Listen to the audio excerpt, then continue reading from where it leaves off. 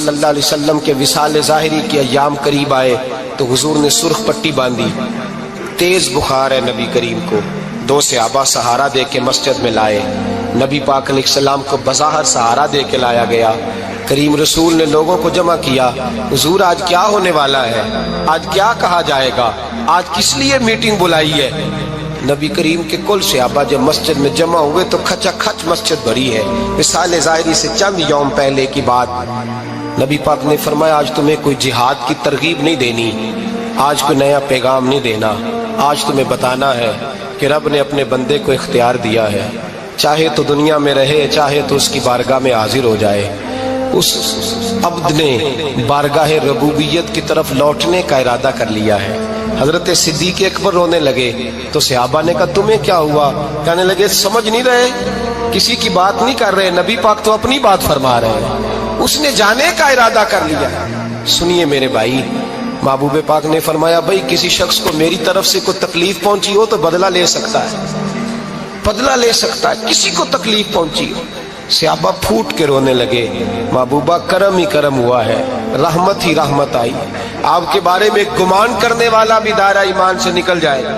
حضور آپ کیا فرما رہے ہیں؟ فرمایا نہیں بھائی اٹھو۔ پیچھے سے جناب عکاشہ بن محصن اٹھے، ہاتھ کانپتے ہیں، آگے بڑھے، کہنے لگے یا رسول اللہ ایک جنگ کے موقع پر آپ نے درہ مارا تھا، ننگی پیٹھ پر صفیں سیدھی کراتے، بات دل میں رہ گئی ہے، میں نے بدلہ لینا ہے۔ نبی کریم نے فرمایا بلال دوڑ کے جاؤ، فاطمہ کے گھر درہ پڑا ہے، درہ لاؤ۔ سیدنا بلال حبشی کہتے میں گیا، دستک دی سیدہ طیبہ طاہرہ، حضرت فاطمہ فرمانے لگی بلال کیسے آئے ہو؟ اماں جی وہ درہ چاہیے تھا۔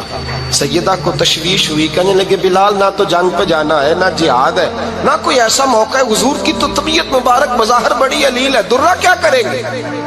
حضرت بلال عرض کرنے لگے اماں جی ایک صحابی بدلہ لینے لگے ہیں، صاحب طبقات نے جملے لکھے ہیں، کہتے ہیں بی بی صاحبہ نے درہ بھی دیا اور امام حسن حسین کو بھی باہر نکالا۔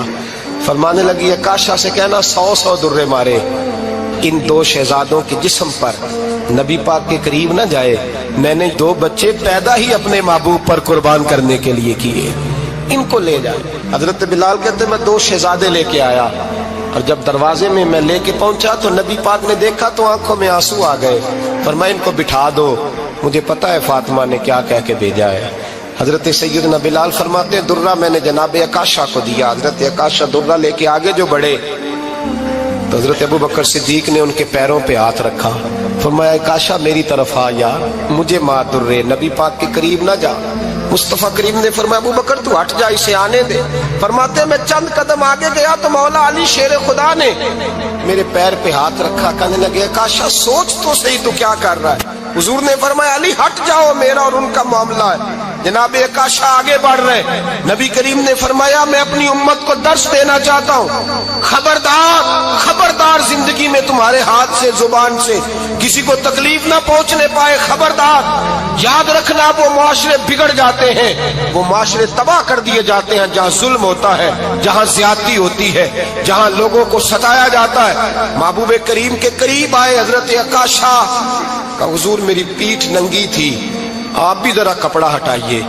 نبی کریم نے پیٹھ سے کپڑا ہٹایا، جناب عکاشہ نے درہ جو اٹھایا تو صحابہ کی چیخیں نکلی، حضرت عکاشہ نے درہ دور پھینکا، حضور کے بطن اطہر سے لپٹ گئے، چومنے لگے، کہنے لگے حضور وہ تو صفیں سیدھی کراتے لگ گیا تھا، آپ نے کہاں مارا تھا؟ یا رسول اللہ میں تو بہانہ بنا رہا تھا کہ جاتی دفعہ مجھے وجود چومنے کا موقع نصیب ہو جائے، مجھے یہ موقع نصیب ہو جائے۔ میرے حبیب نے فرمایا جس نے جنتی دیکھنا ہو میرے عکاشہ کی زیارت کر لے۔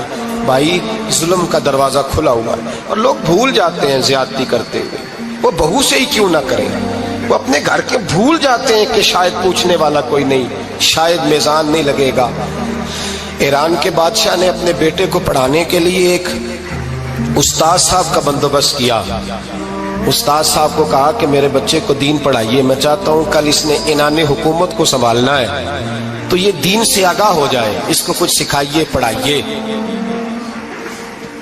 بہت نیک بزرگ بڑے درویش عالم پڑھانے لگے، اسباق مکمل ہو گئے، دین کے اسباق قرآن مجید پڑھایا، احادیث طیبہ کا درس دیا، اصول فقہ سے روشناس کرایا۔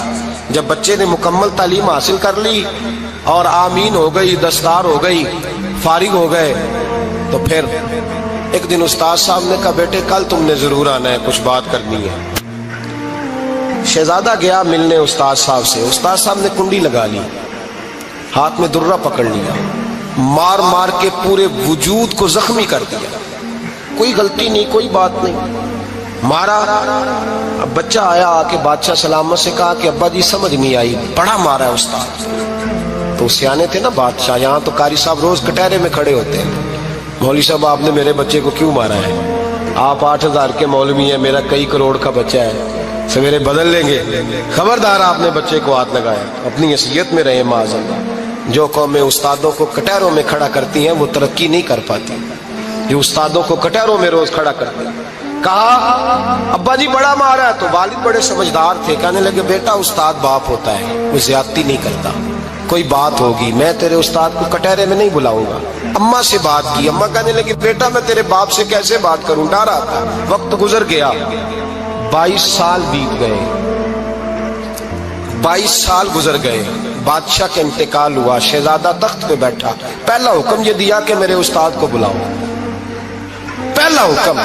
استاد جی بوڑھے ہو گئے تھے، چھڑی کے اوپر ٹیک لگا کے آئے اور بھویں سفید ہو کے جھک گئی تھیں، یوں آنکھ کھول کے بڑی مشکل سے دیکھا، کہنے لگے شہزادے حکم ہو۔